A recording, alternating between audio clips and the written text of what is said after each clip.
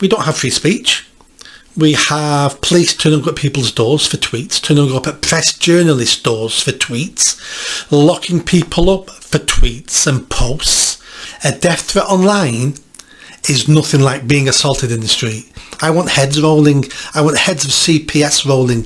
I want ministers' heads rolling. How can you be locking up our fellow citizens just because you don't like what they say? We're either free people in a free country or we're not. There's no more shame now being a young, white, straight man. There's no more shame. Yes. Not only have we lost free speech, we're now living in a totalitarian state where people are scared.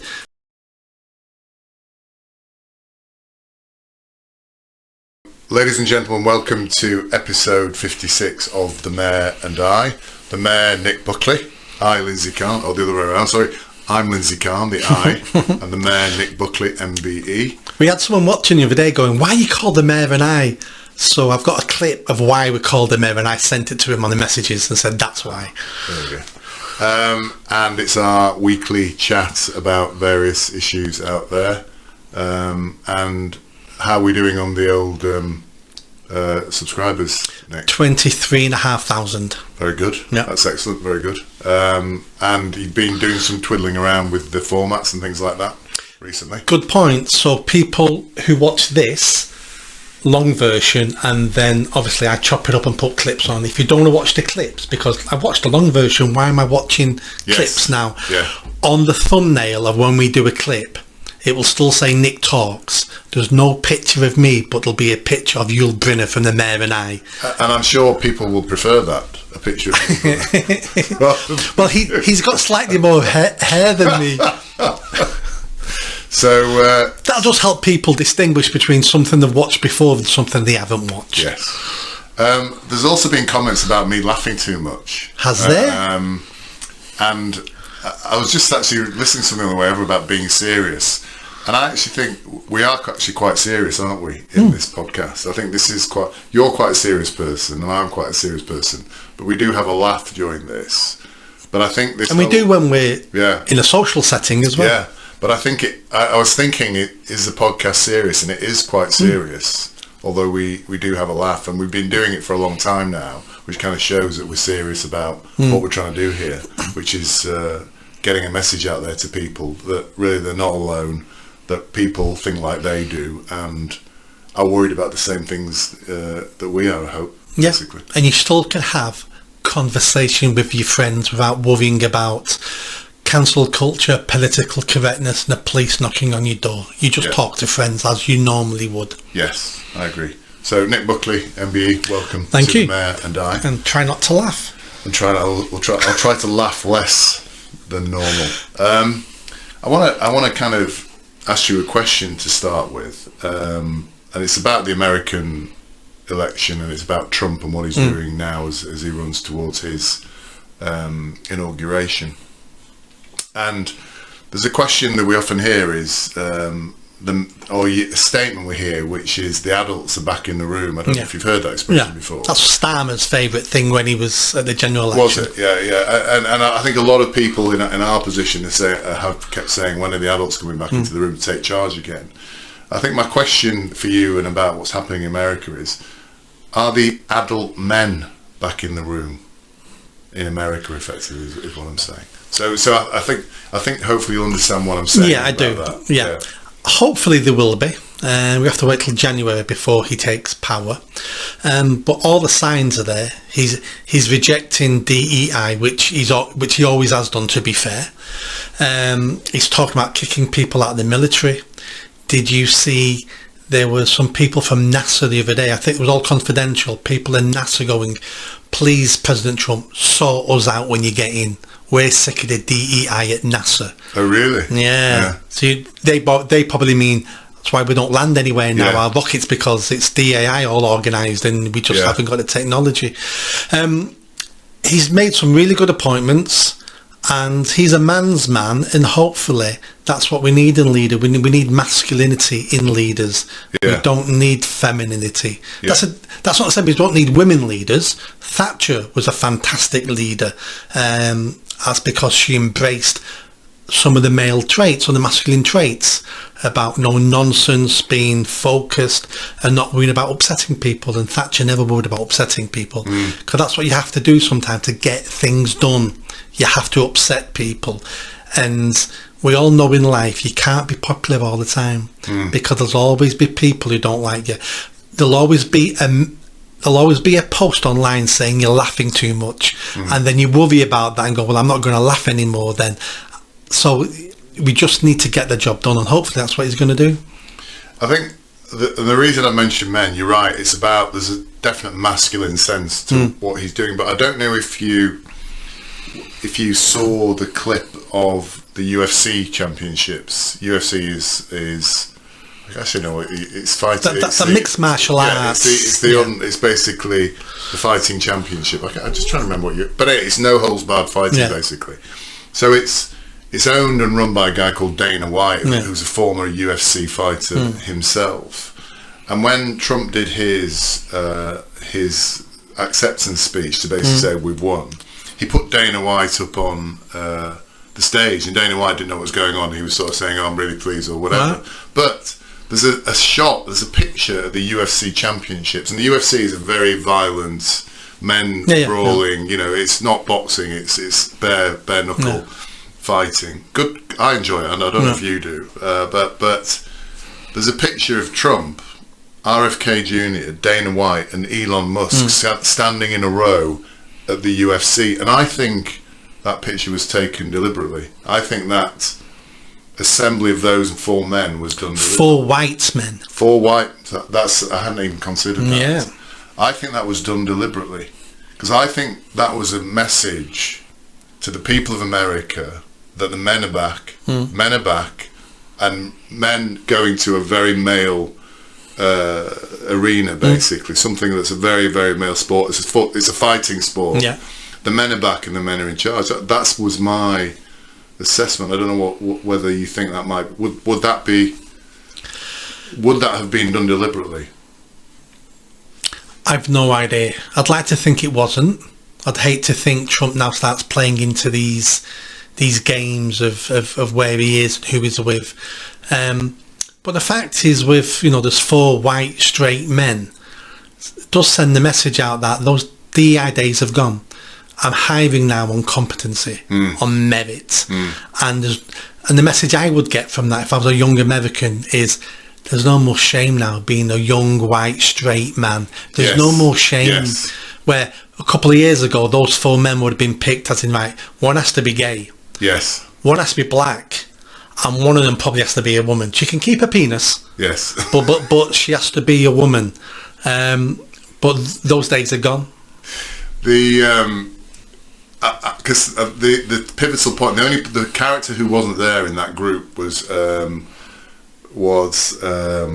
Vance. Sorry, no, not Vance. No, the podcaster, Joe Rogan. Yes. So Joe Rogan wasn't there, but I believe he again played a pivotal part in this election. In that, by Trump speaking to him, Trump was speaking to Rogan's audience, which are a lot of young white men, basically, who were attracted. Rogan's a muscular guy as well. Ex-fighter.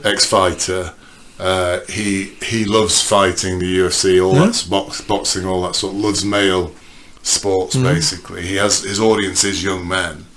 And I think what Trump's been cleverly doing here is saying, as you just said then, to young white men in America, there's nothing to be ashamed of in being a young white man. There's nothing to be ashamed of in enjoying male pursuits, sports and things like that.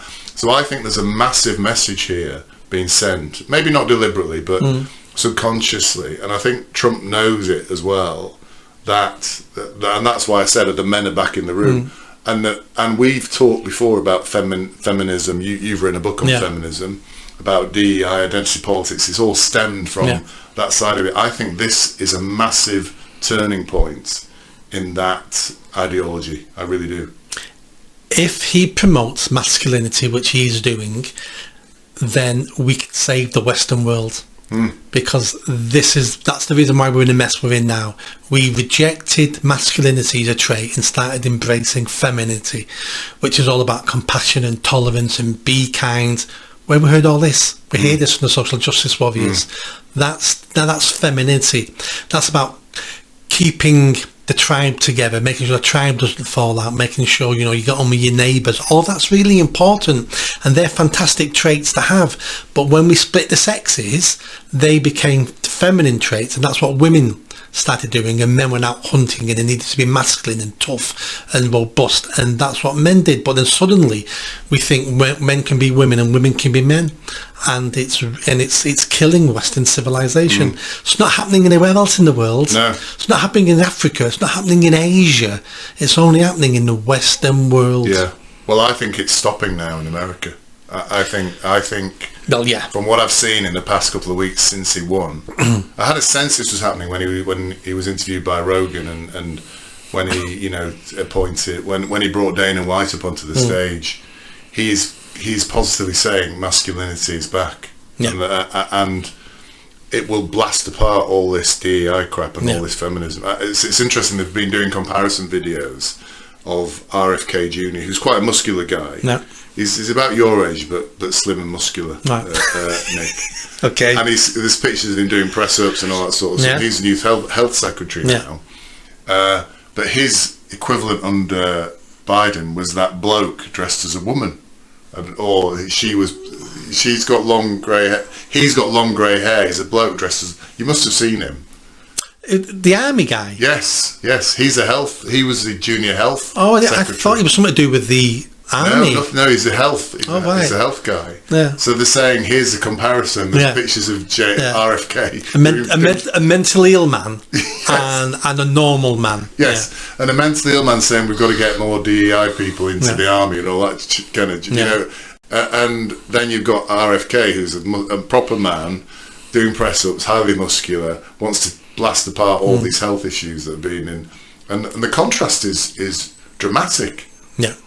And I think it's very clear that Trump is not holding back on his appointments. He's appointing people who are going to be loyal to him. Yeah. And he's interestingly appointed a guy called Tom Homan as the border czar. Have you heard of this guy? I know who he is. I've seen him being interviewed by the Senate and things like that, because he's been involved with the border for years. Yeah. So he at a presentation a couple of months before this happened, I think in July, basically said, my message to illegal immigrants is you better start packing now. I don't know if you've seen that. I mean, that is an incredibly powerful thing to say in America under a democratic government as it was at the time. So he said, you better start packing now. And then he was being interviewed and somebody said, how are you going to stop the separation of children? Because what happened when they tried to deport people before? The kids were separated from parents.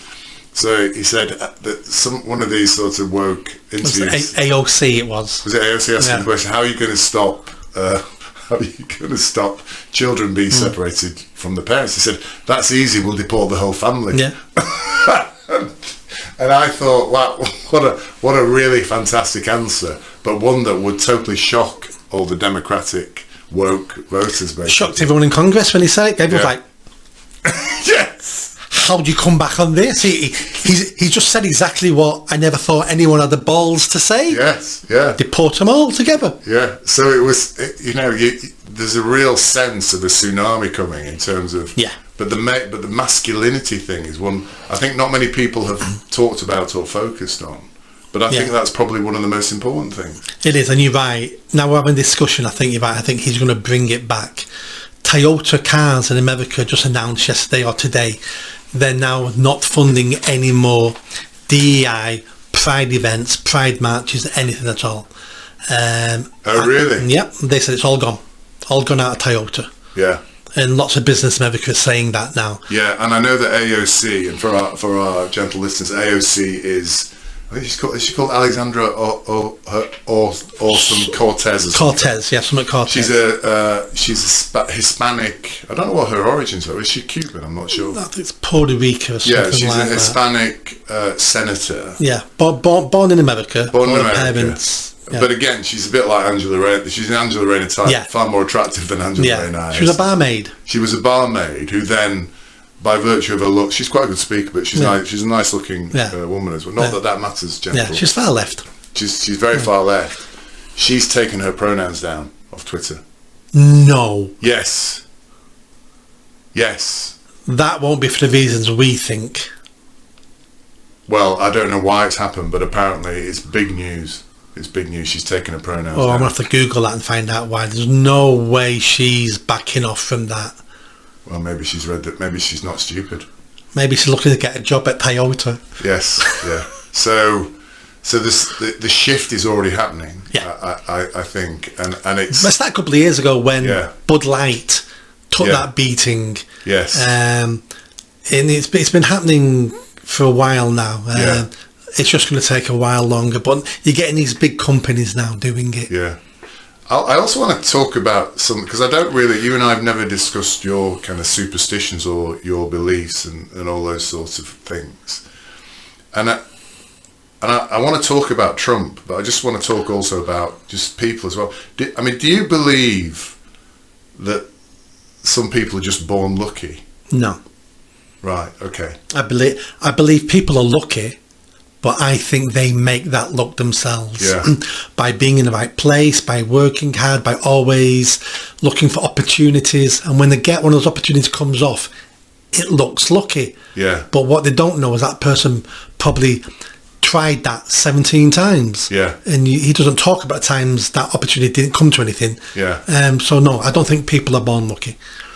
The reason I ask is my daughter. You know my daughter. I won't mention her name, but she's in Mexico at the moment, and she went to I've forgotten the name of the artist now. There's a famous Frida Kahlo house to have a tour. Yeah. And she hadn't bought tickets, so I'd gone there about 2 years ago, and I'd bought my tickets 3 weeks in advance because there's massive. It's hard to get in there. So she went to the door. Oh no, there's no tickets for 3 weeks or something, sort of thing. So she rang me and said, "Dad, did you buy your ticket?" I said, "No, I checked, but I said I bought them." I said, "Did you not read it in the book? It tells you in the book you've got to book in advance." Oh no, she was there with a friend. So then I'm trying desperately to in the UK, trying to sort out a way she can get in there without having to queue, because she's got her itinerary. And I was going to try and buy some the guided tour ones, but they were for the next day, so you could get in. It was more expensive or whatever, 100 quid a pop for the guided tour, but it would be a way for her to get in, skip the queue, the 3-week queue. So I'm doing all this back in the UK, and then suddenly I get another phone call. "Oh, Dad, it's okay. Somebody just gave me 2 tickets." Yeah. And a large party, 2 people hadn't turned up. They'd spotted Robin standing outside, went over and said, "Do you want tickets?" and gave her and a friend 2 tickets. Yeah. Same thing happened to me in Milan when I went to see The Last Supper painted on the wall in the nunnery. Got there, hadn't realised you've got to book tickets saying, this is Da Vinci's Last Supper. Yeah. Got there and it said, no, 3 months waiting list. And I'm like, wow, I'm only here a day. I'm travelling somewhere else. Yeah. And I only popped here because of that. I went, okay, went outside, sat on a little wall outside thinking, what can I do? Do I get back on a train and go somewhere else? And coaches kept pulling, going, people come off coaches. I thought, here's an idea. And first coach pulled off, people got off and said, has anybody got any tickets to want to sell? I'd like to buy a ticket. And I think they're €11. And I thought, well, I'm willing to pay 50, 60, 70 euros just to get, because I'm here. And the coach pulled up and the driver said, oh, we got a couple of spare tickets. I said, how much you want for them? He went, they're going to waste, they have one. Fantastic. And I got to see The Last Supper, exactly the same thing. Was that lucky, or was that me using my initiative, sitting outside asking people, thinking some people will be back at the hotel sick and not coming, or drunk? And Robin didn't ask anybody. The woman walked over to her and just handed them to her. Yeah, you could call that pretty privilege. And the reason I'm asking about born lucky is because Trump, while has been very lucky in this campaign, the assassination attempt didn't kill him. Yeah. He also, now, one thing which the Supreme Court, so the Supreme Court currently is 9 people, which is 6 Republicans and 3 Democrats. But one of the Supreme Judges is coming up to retirement, basically, one of the Democratic ones. So he gets to nominate the next one. So he'll get to so they're desperately trying to persuade this judge to retire early. Yeah. So that Biden. They can, So and whilst he was in power last time, two Democratic judges had to retire, and he elected Republican judges. So, and this has got to be luck, because he cannot have manoeuvred or manipulated this. No. He's going to end up controlling the House of Representatives, the Senate. He's obviously going to be the president, and he's going to control the Supreme Court, but not just like marginally control the Supreme. He's going to massively control the Supreme Court. So he can for decades to come. For decades to come. Yeah. So the way it's looking at the moment, he's going to be in power for 4 years. He's brought in all these people to make massive changes. It's likely that I think that the next president, the next government will be again Republican, because the Democrats are just destroyed. I mean, the Democrats are nowhere. They get another 8 years, but in that time they'll control the House, the Senate, and the Supreme Court. Can anything stop them? But how lucky is that? That's luck, isn't it? Some of it's luck, and some of it will be planning and hard work. So the Supreme Court, pure luck. Pure luck. Winning the House and the Senate, that's all about campaigning. That's being lucky because your opponents were ruining the country. Yeah. Just like Labour here. Labour were lucky that Tories were so bad that they gave them the keys to 10 Downing Street. Trump won partly down to the Democrats are killing the country. So lots of people voted for Trump who don't like Trump, who don't want a Republican president, but want change. So some of it's luck, some of it will be planning, some of it will be the campaigning, and there'll be lots of things that went wrong. That Trump are going, oh, that went wrong, this could cost us, but some of the other stuff compensated for it. It's hard to judge. And the assassination attempt. Assassination, that was luck. Because not only did he survive, it boosted him. It boosted his campaign. And I think that's kind of what I'm saying. It's like you look at all these things and you think, this is kind of more than coincidence, because so many things have aligned for this man. Yeah. In the same way with my daughter getting the tickets in at Frida Kahlo's house. So many things have aligned. It seems miraculous that so much has happened. I'm just... So that's why I said, do you think people can be born lucky? Because I'm starting to think there maybe is such a thing. Well, Napoleon, when he was talking about generals, said he would rather have a lucky general than a good general. I think there is some truth in that. So we'll move now from America, go across the Atlantic to this country. And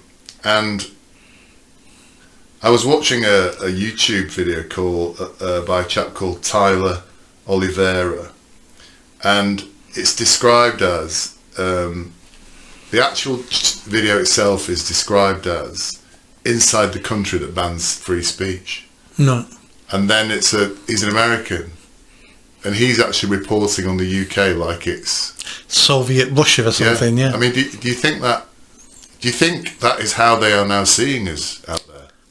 I think they think we're on the first steps to that, and we are. Yeah.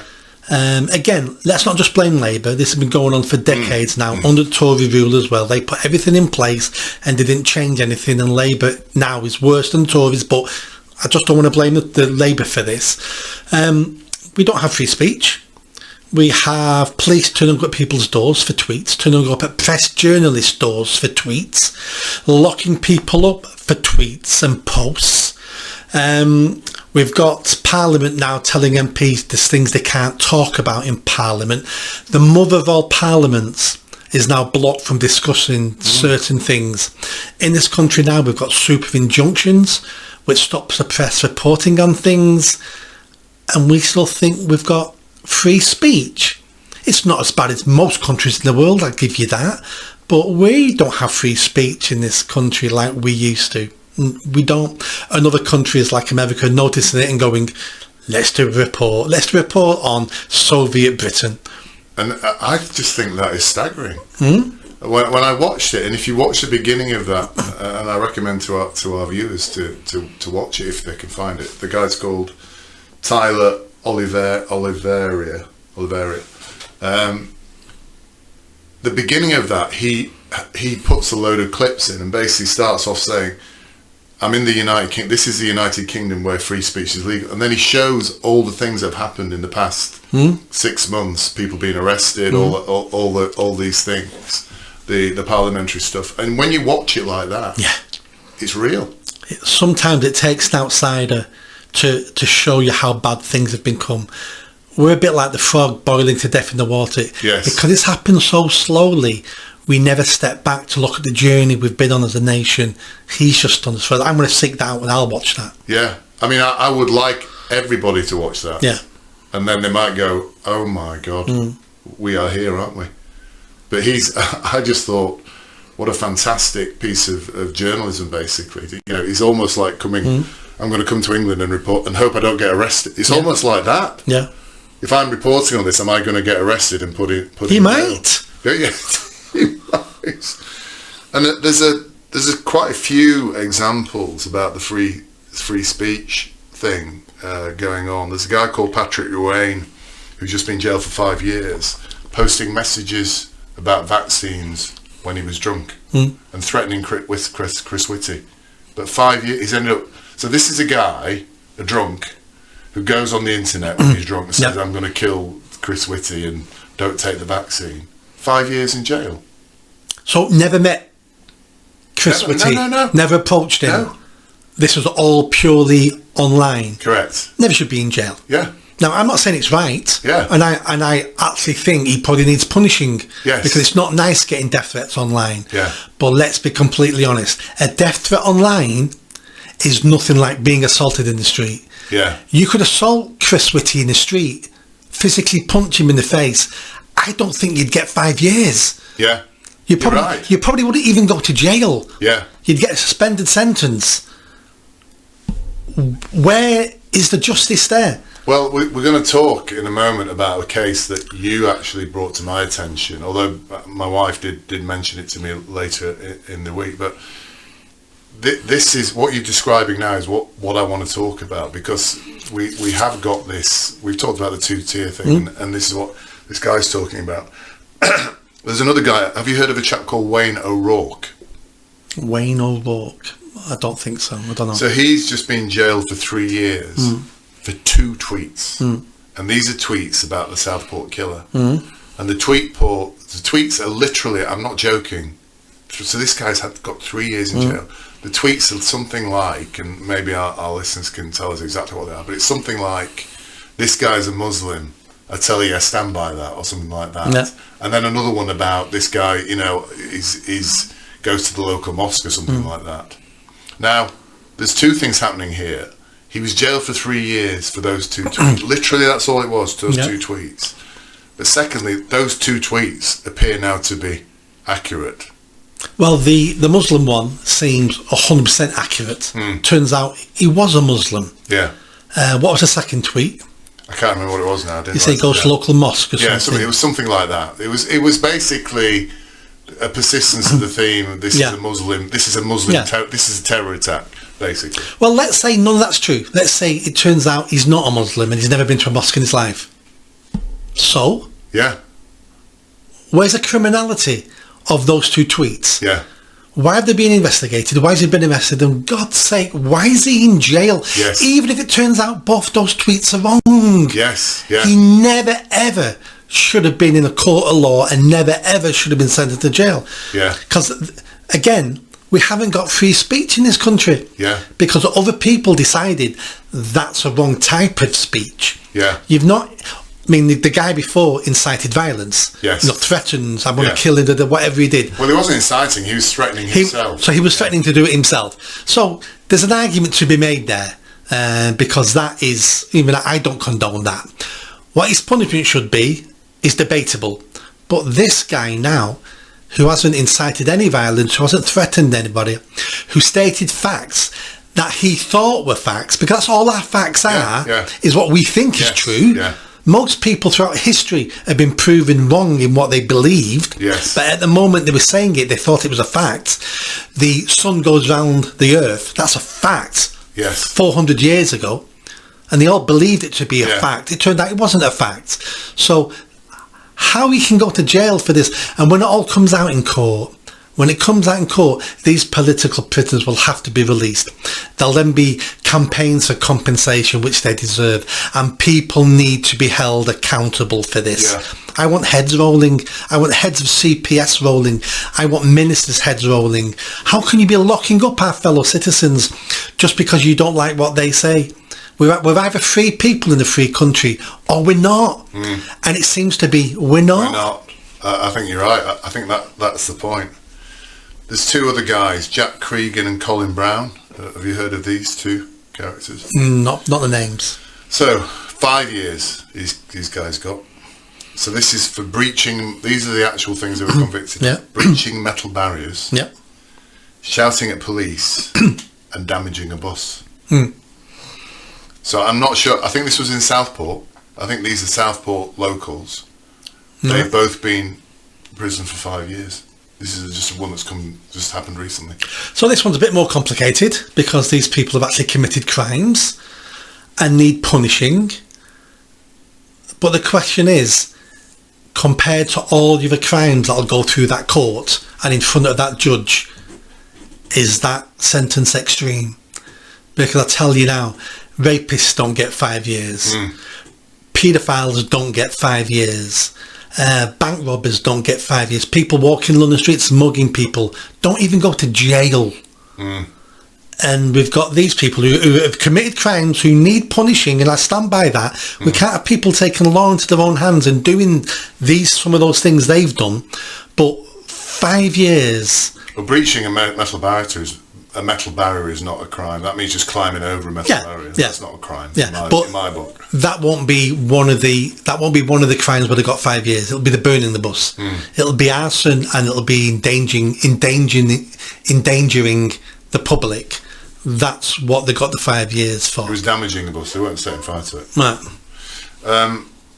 And then the final case I want to mention, a girl called Cameron Bell. Now, as always, there's a mugshot of this. I've heard this one. But the mugshot is of a young girl. Yeah. With blonde hair, nice looking young girl. But white. Yes, white. Sorry, yes. I'm getting like the racist. I'm getting like the racist media myself. I'm not mentioning the colour. Yeah. A young white blonde, nice looking girl. Yeah. Even a mugshot doesn't make her look dreadful. 9 months. My understanding was she was on her way home from work. She's a care worker or something. On her way home from work, it's all kicking off. So she gets off the bus and starts filming it live on TikTok. That seems to be it. Not sure there must be more to it than that. So there must be. I'm not sure there is. No. It must be what she was saying while she was filming. There'll be more to it than that. But that will not excuse the sentence she got. They already stated she wasn't involved in anything. So if she wasn't involved in any disturbances, the violence, she was filming it. It would be what she was saying while she was filming it. So if she's saying, yeah, they're throwing bricks at the police, good. Yeah, they do it. So it'll be what she said. But regardless of what she said, does not deserve the sentence she got compared to every other crime going through that court, sitting in front of that judge and magistrate. This is the two-tier thing we're talking about. We live in a two-tier society.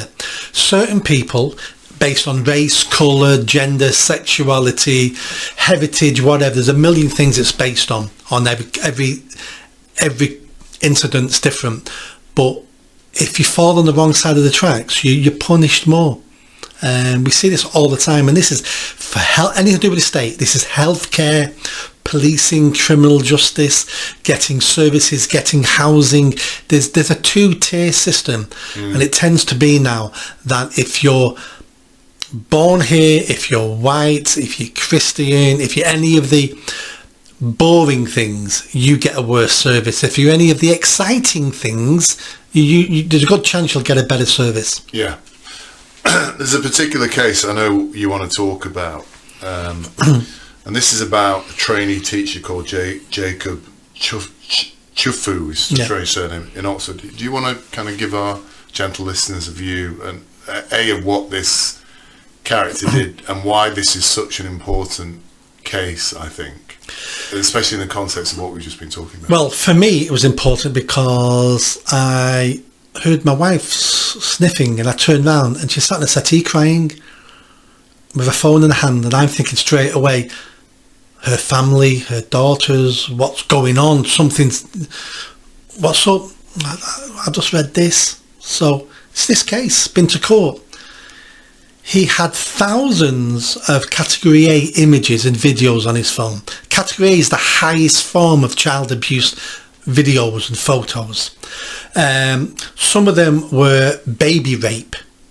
I know, when I read that, I actually kind of teared up a bit myself. Exactly. It's like, what's going on? Yeah. So they found this stuff on his phone. He's a trainee teacher, for God's sake.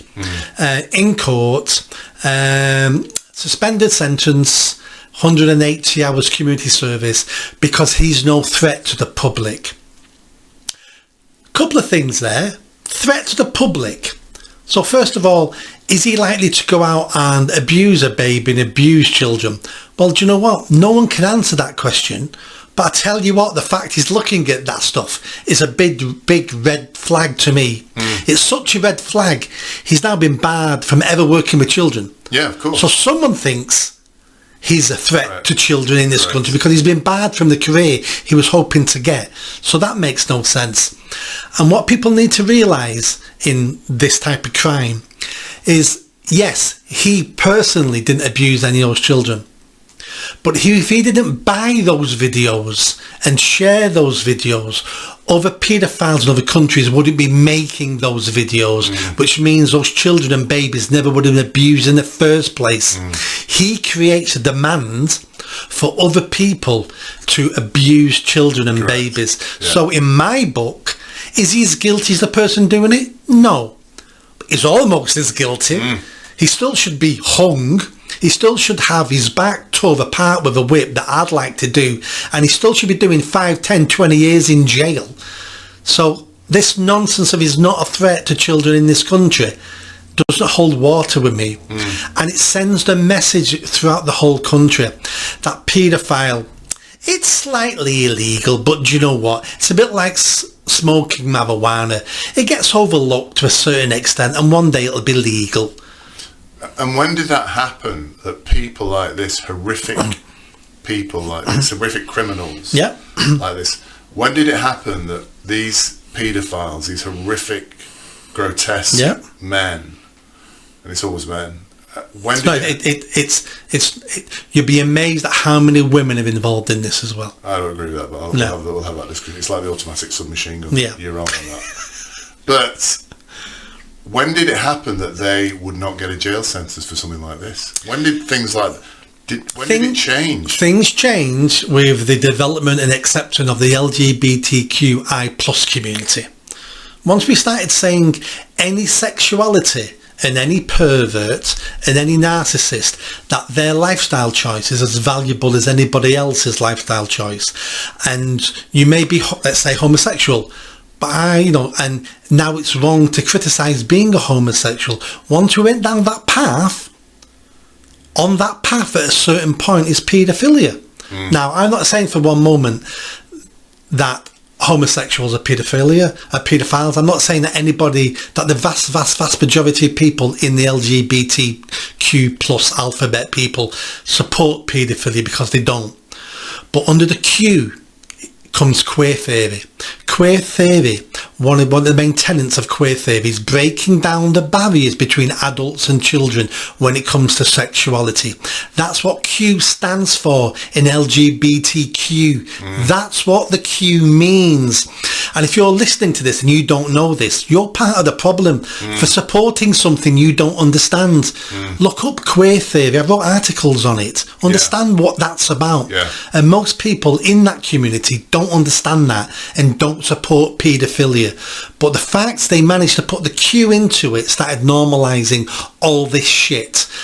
And it gets into the courts.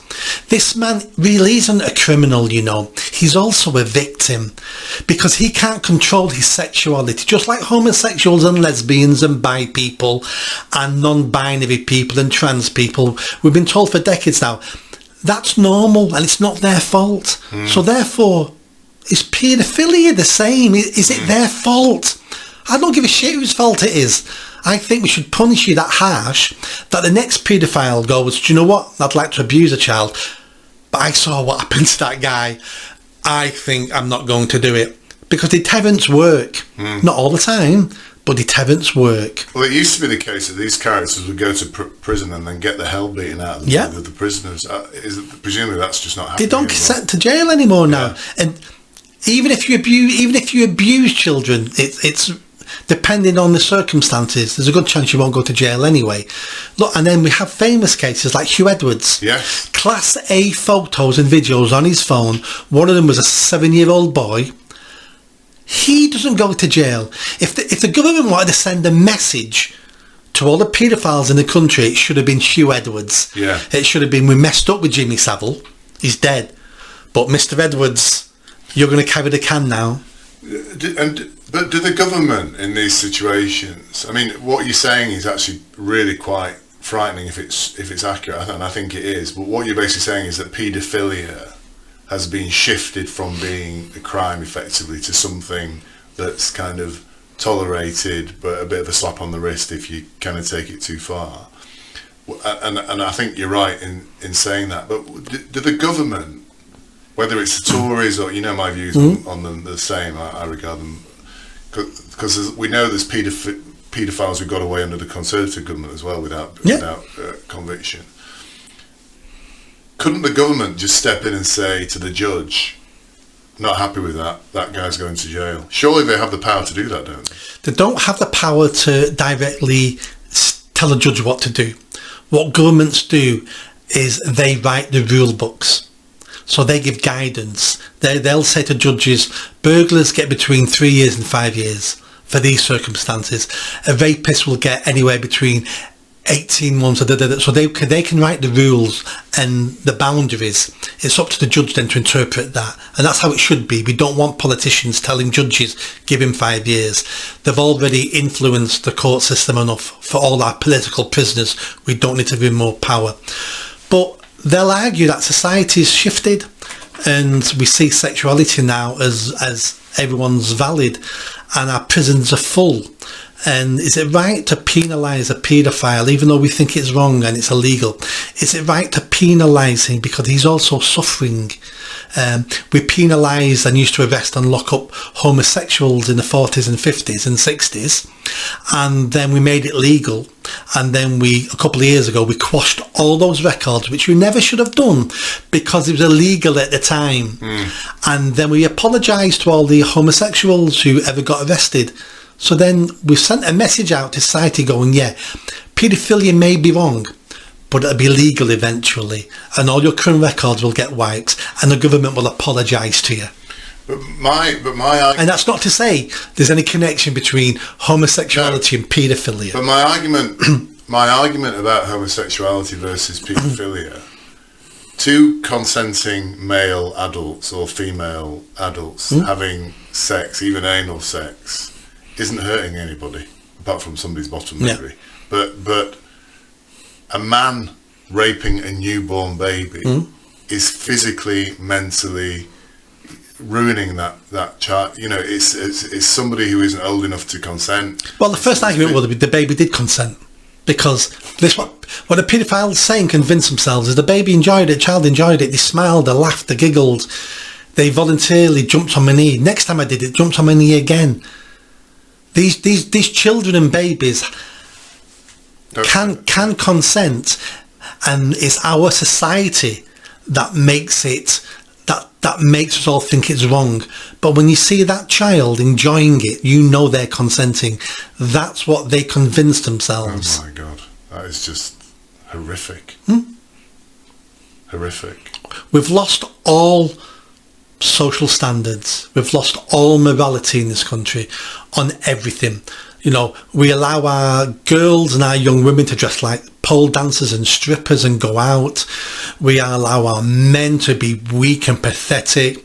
We allow our children to watch whatever they want online, and they're watching some horrendous stuff. There is no more morality anymore now. It's killing us. Because how can you say these things are right but these things are not right? Because that's what queer theory is about. because these are just moral judgments. It's hard to say. A good one is the age of consent. In this country, it's 16. In France, it's 15. In Spain, I think it's 14. It used to be 11 in Spain. In Turkey, it's 18. Which one of those countries are right? I don't know. Exactly. Yeah. So when it comes to morality, it's very hard to say, definitely it is this. So we decided in this country... Changed it. Did you mention Holland then? Sorry, I think Holland just changed it, haven't they? I'm sure they have. I don't know. There's countries do change it, but it's hard to say what's right and what's wrong when all countries have different things. So in this country, we decided to do whatever. Do whatever. That is depressing, Nick, if you don't mind me saying so. I think the sharp contrast between what's happened to Jacob Shafu being let off with a suspended sentence, a man who's basically encouraging videos of babies being raped, which just actually is horrific to even contemplate. And then that list we just went through of the people who've been having, 5 years, 3 years for 2 tweets. I can't see anyone. The dislocation between that. Who could possibly say that is correct? No one can convince me that he is not ahead of them on the need to be locked up. I'll challenge anyone to convince me that they, regardless if they should have been locked up or not, that's not the answer. The question is, convince me he shouldn't have been top of that list to do serious time. Yes. Of course, the guy who did the 2 tweets, if you look those 2 tweets up, it is stunning. And what is stunning to me is that not more people are talking about this. They're scared. Starmer's done a good job of scaring everybody. He scared Parliament. We've got Reform UKs who won't ask those questions in Parliament. Parliament is live. Yeah. So if they ask it and get in trouble, it still would have been asked in Parliament. Reform UK MPs are scared to break parliamentary rules. People are scared to put things on Twitter because these people have been sent to jail. Not only have we lost free speech, we're now living in a totalitarian state where people are scared to say and do anything because we've got examples of what can happen. I just want to finish this section with one example that kind of really made me sit up and think this is just outrageous. There's a young white man. Yep, of course. We say it as it is on this, don't we? A young white man of 14 years old called Golden Galt. Have you heard of him? Golden Galt. I don't know. He was hacked to death by 2 black men in London in I think it's in London, I might be wrong. Yeah. I think it's London in 2022.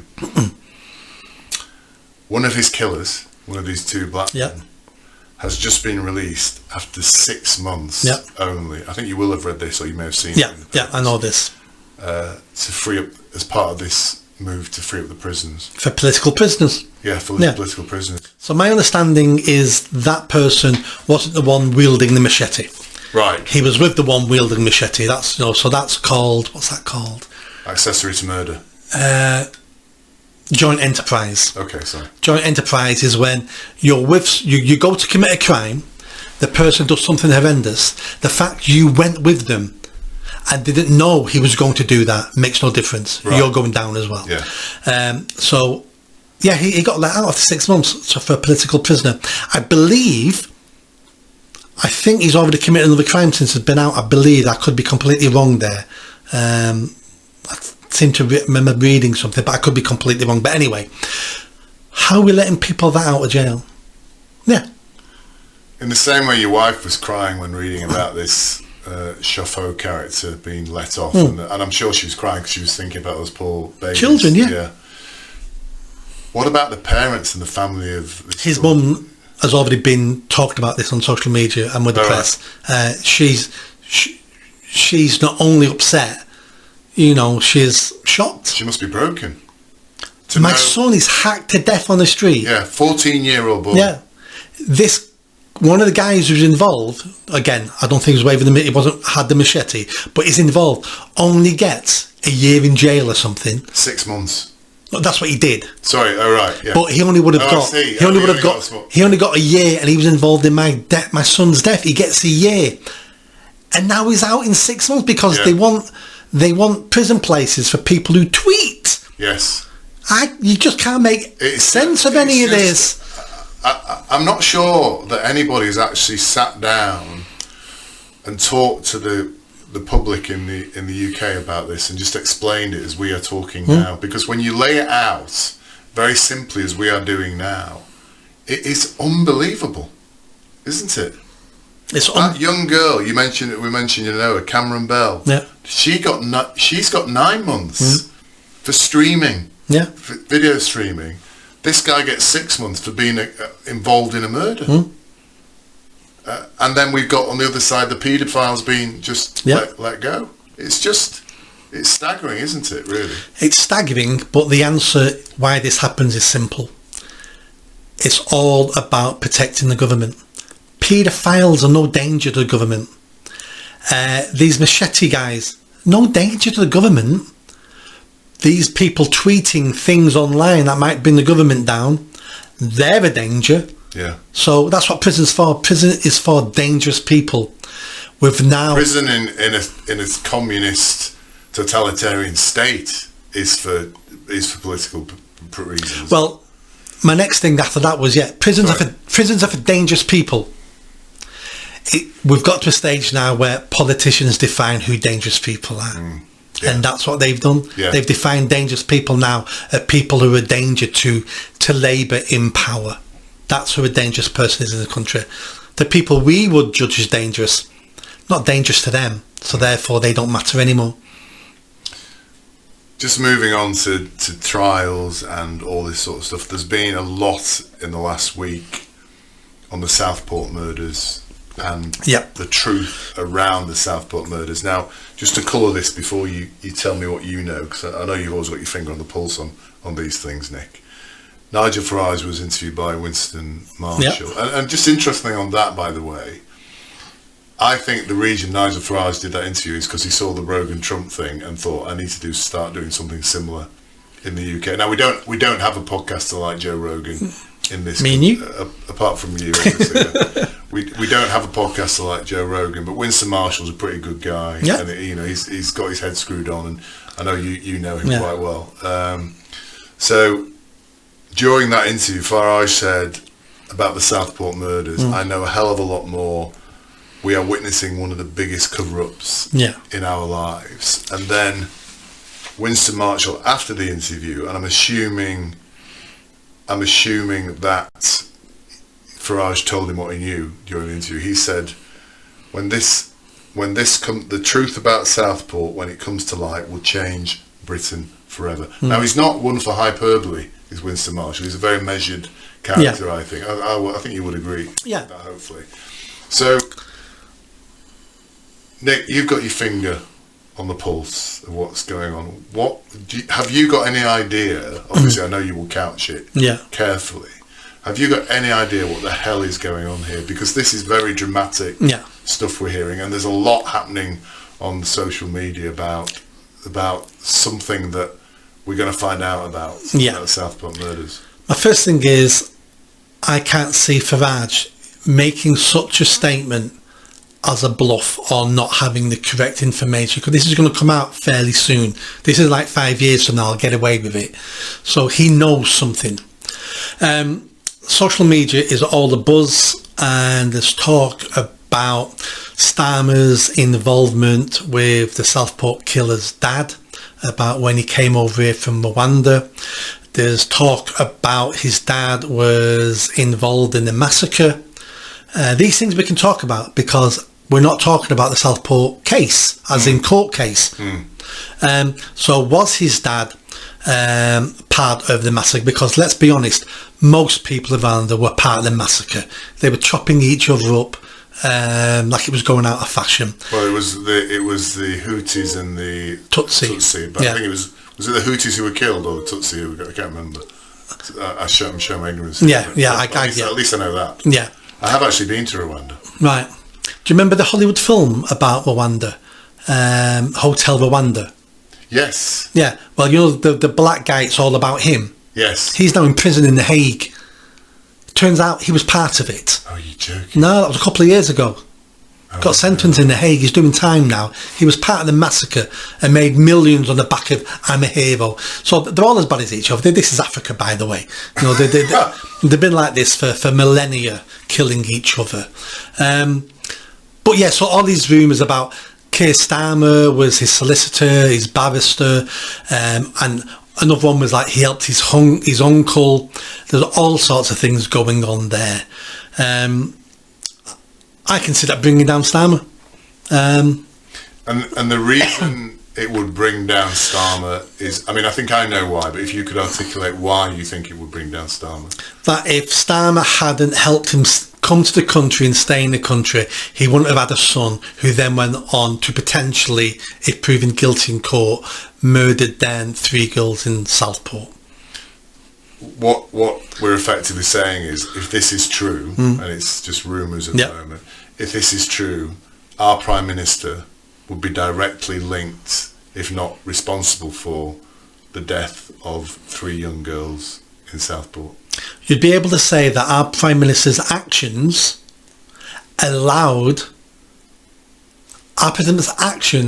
someone in the country whose son then went on to commit murder.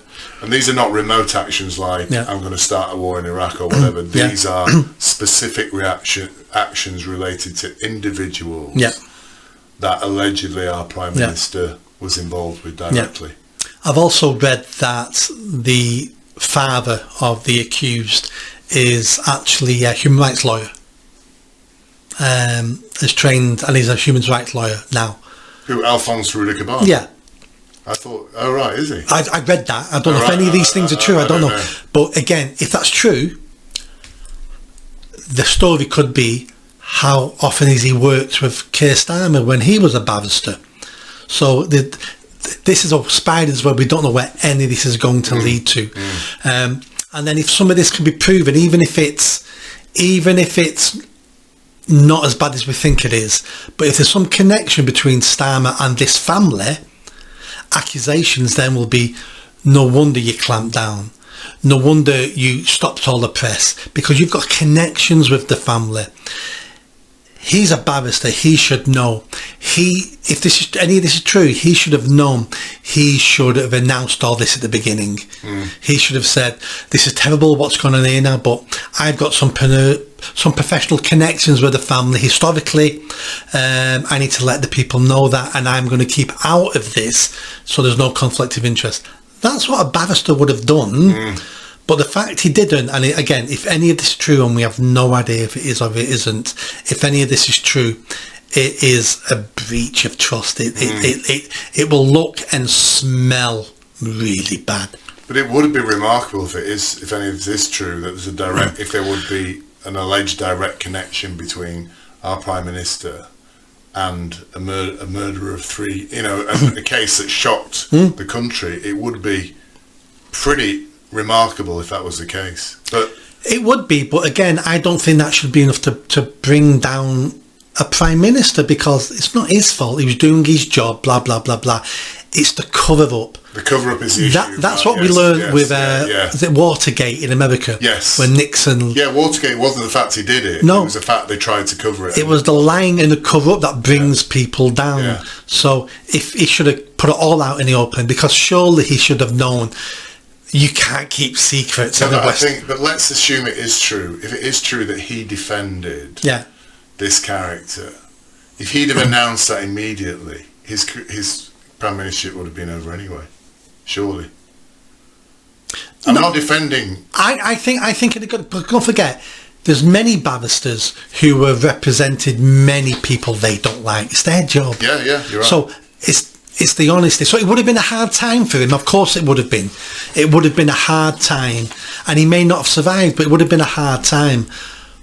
But if it's seen that he's lying and has been a cover-up, that will be the end of him. Watch this space, I guess. Yeah. We're going to find out. I'm assuming that's what brought Boris down, the cover-up. I'm assuming if Nigel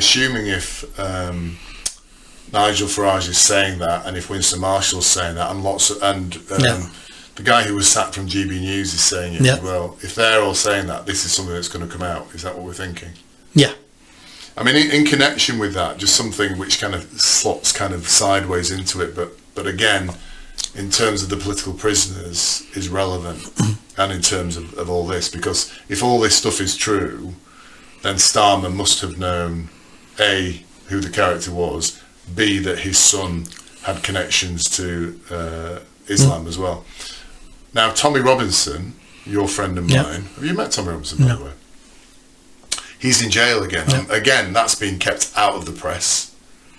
And he's in jail for the fact he is in, I think it's for contempt of court. Contempt of court for showing a video where he breaches what he was told in court he can't do. Yeah, so this is again a political prisoner, a highly prominent anti-immigration activist who basically is now in jail for showing a video. Yeah. Yeah, so we're back to the old free speech thing. Yeah. However, he's in Belmarsh. Yeah. And he has contact with a guy, I can't remember the guy's name, and the guy has reported, well, Tommy Robinson has said, Axel Rudicabana is 2 floors above me in Belmarsh. He's free to walk around the prison and do what the hell he wants, whereas Tommy Robinson's in solitary confinement. That's to protect him, because they all want to kill him in there. Yes. Yeah. Whereas Axel Rudicabana apparently is walking around with all the other Muslims and going to the mosque. Have you heard this? Yeah.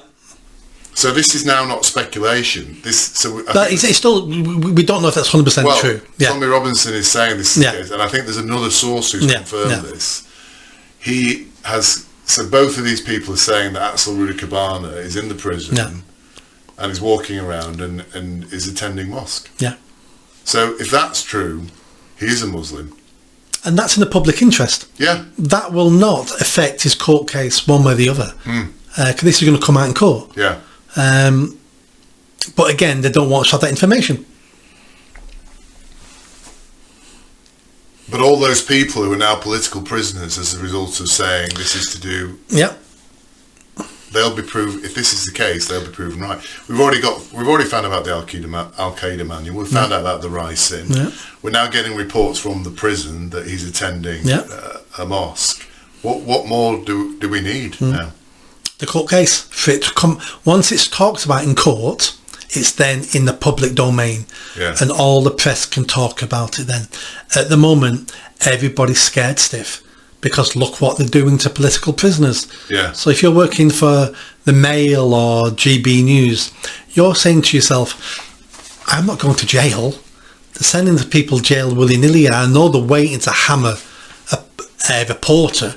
So, but when it's spoken about in court, it's public knowledge. And the sooner it comes, the sooner he may fall. And I've still got money on he'll be gone by Christmas if this comes out. You've been saying that now for a few months. Yeah, I'm running out of time. We're coming to the end of this episode. There's a lot more to cover, which we'll cover in the next episode, which will be 57. Yeah. I just want to end on something that you covered. I think I get it on my emails. I'm not quite sure. You have something else where it comes out and it's you're making little comments on stuff, but if you get an email, it'll be Substack. It might be Substack, or it might be something on YouTube where it just comes as a picture rather than a video. It's like I don't know. I don't know. But you referenced a woman called, I hope you remember her name, called Catherine Yusoff, who's another pink-haired lesbian. Do you want to tell our gentle listeners what her claims are about a science or a studying something we study? Right. Yeah. It wasn't pink hair. It was. I'm sure she's got pink hair. No, it was like grey, blondie, something. But anyway, I know who it is now.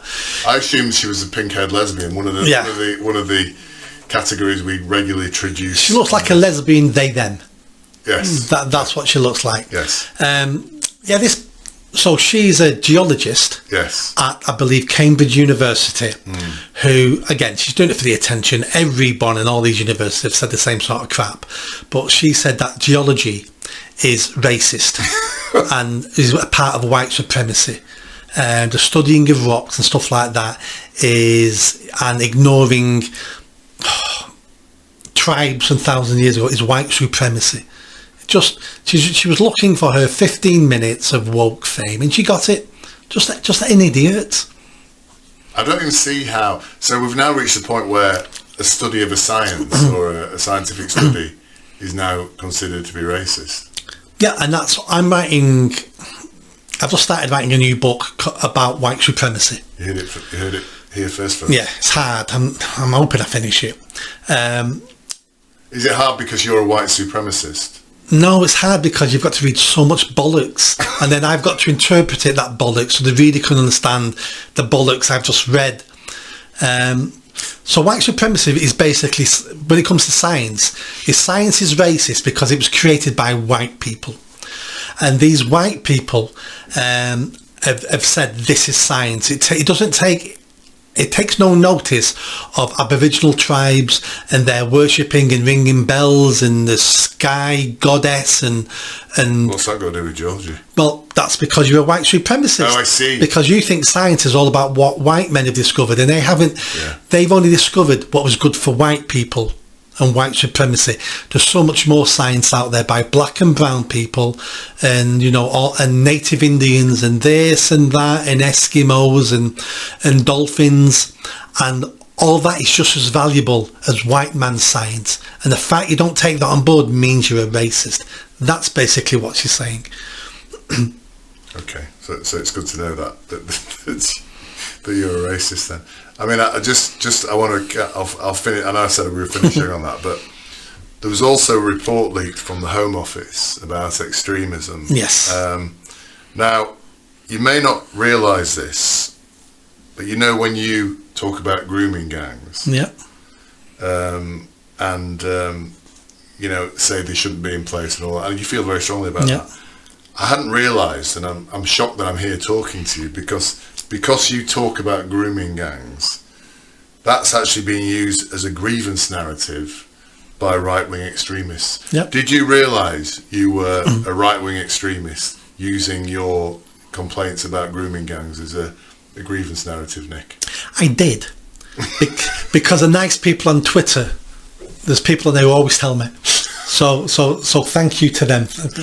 But it's official now. The Home Office have said this now. This report was that bad that the Labour government have disavowed it. Oh really? Yeah. They said we don't agree with this. Yeah. So that's how woke. That's how crap this Home Office report is, because they've had to turn down and go, well, we don't agree with any of that. So this was one of those woke, extremely woke reports that was trying to cover things up, which was basically saying we're going to scare you even more.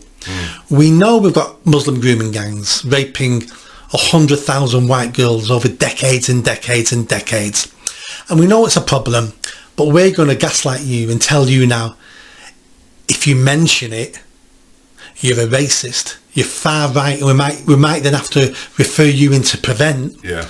So all these things to shut people up. It's this fear tactic, and it's been working for decades, but Labour ramped it up. And because Labour ramped up in the last few months, the Home Office thought, we can ramp it up, but they ramped it up a little bit too much. Oh, really? Well, I was obviously shocked when I found out you were a right-wing extremist. Me too. As a result of this. But then what shocked me even more is finding out that I'm problematic as well. Because also the Home Office has said that the belief that Western culture is under threat from mass migration, okay, which you and I think, believe and talk about, apparently is an extreme right-wing view. So I'm now lumped in with you. You are? As an extreme right-wing fascist, because I do believe that Western civilization... That's what you get, and you deserve it for hanging around with a white supremacist. It's your own fault.